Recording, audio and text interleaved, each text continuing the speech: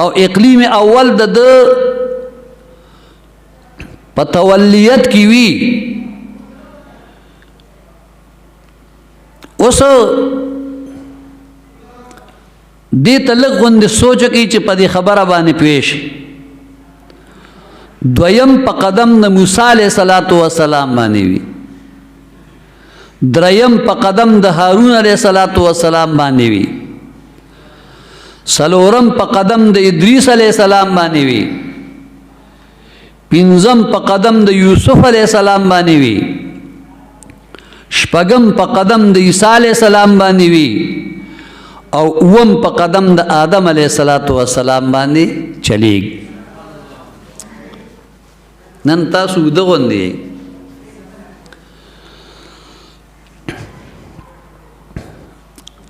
دې ته لږ غوندې سوچ وکئ زه د بره نه ښکته رالم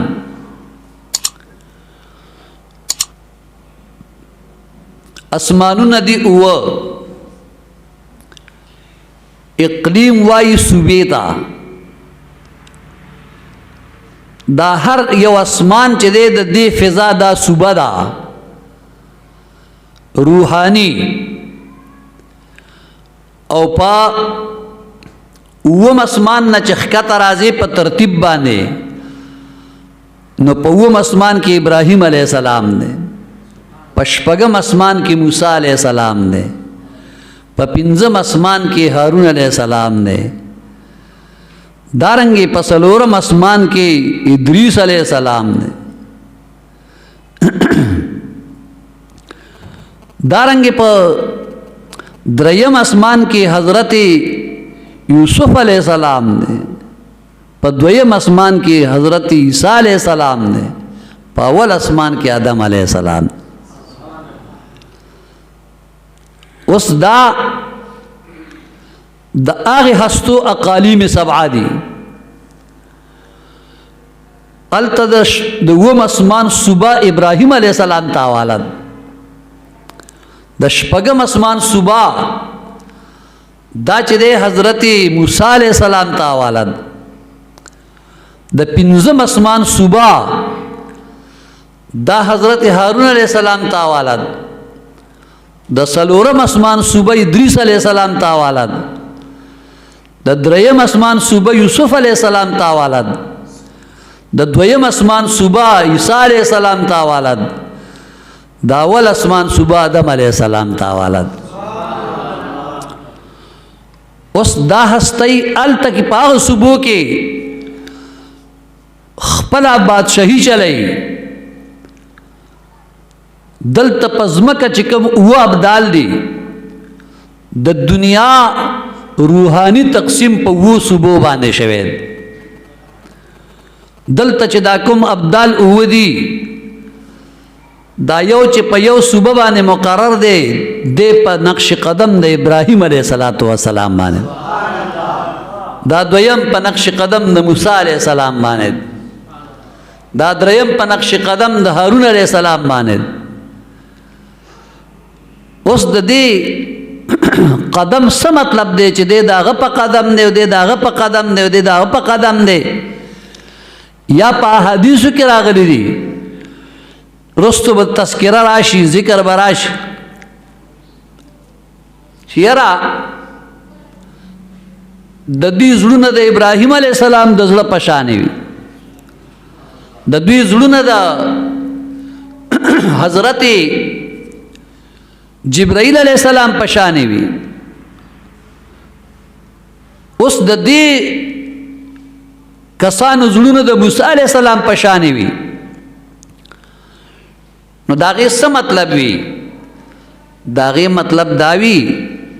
چې حضرت ابراهیم علیہ السلام یا حضرت موسی علیہ السلام یا حضرت آدم علیہ السلام چې هغه باطنی او روحانی کم برکات او فیوزات د کم مقام نه حاصل کړی دي د نبی علیہ السلام په امت کې دا اولیاء دا غزنه د فیض او برکات حاصلای نو د دې مطلب دا وي اوس دوی چې دا او ابدال دي نو په دنیا کې د دوی په اوو صوبو باندې تقسیم روحاني طریقې سره شوی دی دنیا په اوو حصے تقسیم کړي دا اوو صوبې دي او دا یو یو د ابدالو نه چې دی په دې یو یو صوبه باندې د ډیوټي ده دی چې دی څنګه چې اسمان کې حفاظت د اوم اسمان دا د ابراهیم علیه السلام په واسطه باندې دی نو داسې د یوې صوبې حفاظت د دې ابدالو نه د یو بدل په ذمه باندې دی دا خو د دې هغه مختصر تفصیل شو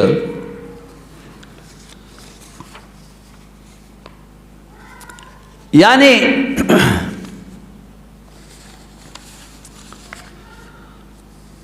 و اسمانونه دي او هر یو اسمان یو صوبه د اقلیم صوبې ته وایي او ما تاسو ته وضاحت بیان کړي چې د اوم اسمان اقلیم په تصرف د ابراهیم علیه السلام کې دی د شپږم اسمان اقلیم په تصرف د موسی علیه السلام کې دی د پنځم اسمان اقلیم په تصرف د هارون علیه السلام کې دی د څلورم اسمان اقلیم په تصرف د ادریس علیه السلام کې دی د دریم اسمان اقلیم په تصرف د یوسف علیه السلام کې دی دارنګه د دویم اسمان اقلیم د عیسی علیه السلام په تصرف کې دی او د اول اسمان اقلیم په تصرف د حضرت آدم علیه السلام کې دی د معراج په شپه د نبی علیه السلام ملاقات د ټولو انبیاء کرام علیهم الصلوات و تسلیمات سره په اسمانونو کې شوی دغه د ټولې دنیا تقسیم په وو روحاني صوبو باندې دی په دې اوو اقالیمو کې دا اوو ابدال په نقش قدم د دغه اوو انبیاء کرام علیهم الصلوات والسلام باندې چلیږي اوس په دې ځان پوه کې چې بدل ته بدل ولې وایي ابدال د بدل جمع دوی ته د دې وجه نه ابدال ویلی شي چې دوی کوم ځای پرېږدي او د هغه ځای نه ځي نو خپل قایم مقام په هغه ځای باندې مقرر کوي او دا تبدیلی په کوم مصلحت او د کوم قربت پیش نظر کېږي نو داسې یو کس په خپل ځای باندې نامزد کوي چې هغه کس بالکل د ده په شکل وي نور چاته پته نه لګي چې هغه بدل دلته اوسېدو اچر تلاړو نه هم داغه په شکل کې بل اوسېږي دی نه پېژني چې داغه دی او که دا نوی راغلی نو شکل د دواړو یو شان وي چاته هم دا شک نه راځي چې داغه اصل نه دی حالان کې دا جانشین یو روحاني شخصیت وي چې دغه بدل قصدن مدن په ځای باندې پرېږدي او خپله ترېنه لاړ شي په کومه هستۍ کې چې د بدل کېدو قوت وي هغه بدل کېدی شي که چېرې الله تعالی کوم یو بدل په کوم ځای باندې متعین کړي او اصل بدل ته د هغه علم نه وي نو بیا هغه په ابدالو کې نه شاملوي په خبره ورسېد اوس دا خبره چې ابدالو ته دا مرتبه په کوم یو عمل باندې ملاویږي نو حضرت سیدنا ابو طالب مکی رحمه الله په قوت القلوب کې دا خبره ذکر کوي چې هغه څلور څیزونه دي چې یو لوږه ده بله بیداري ده درېیمه خاموشي ده او څلورمه تنهایي ده دا مذکوره بالا خبرې چې فرق دوالې واوري نو هغوی بیا قسمه قسمه ملنډې او خلکو ته وایي چې وګورئ دا پیران او شیخان د الله تعالی په نظام کې ګوتې وایي خبرې وی د الله په نظام کې ګوتې وایي